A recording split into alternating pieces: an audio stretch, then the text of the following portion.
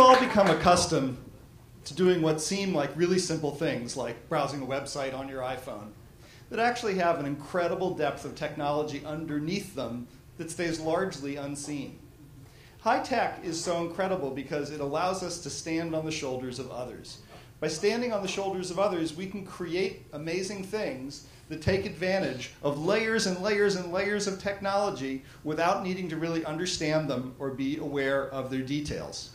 When Steve Jobs created the iPhone, he was drawing on a vast trove of software technology created by pioneers like Bill Gates, Paul Allen, Brian Kernighan, Richie Torvalds, Gary Kildall. And before that, there were computers, and really what the iPhone is doing is just condensing a computer into a handheld device. Well, when Ed Roberts created the Altair, that was a radical thing, just that very idea, or when Wozniak created the Apple II.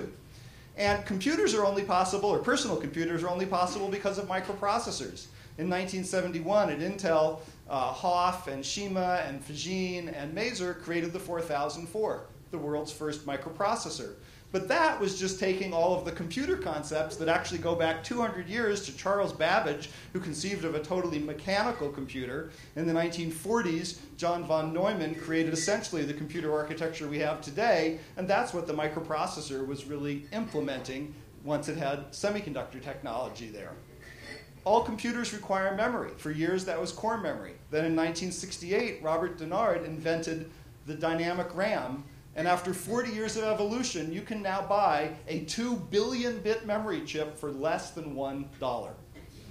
The disk drive is also an amazing and essential invention. This is the first disk drive. It stored less than 4 megabytes on 50 24-inch platters. Today's 1.8-inch drive stores 50,000 times as much. We're all used to seeing liquid crystal displays. The liquid crystal was first identified in 1888. In 1964, the first display was created that used liquid crystals, and now we have million-pixel displays in our pocket. Our view on the world is largely through the browser these days.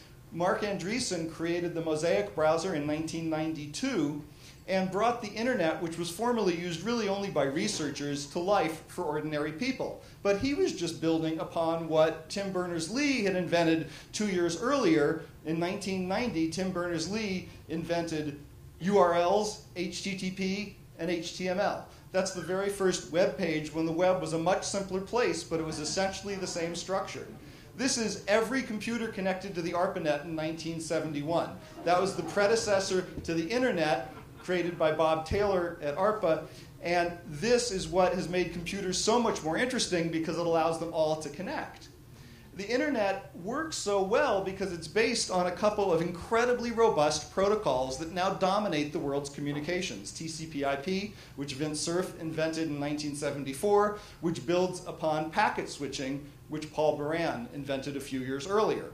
And then there's all these massive data centers all over the place, run by companies like Google, that give the internet this incredible depth and value that we all use every day.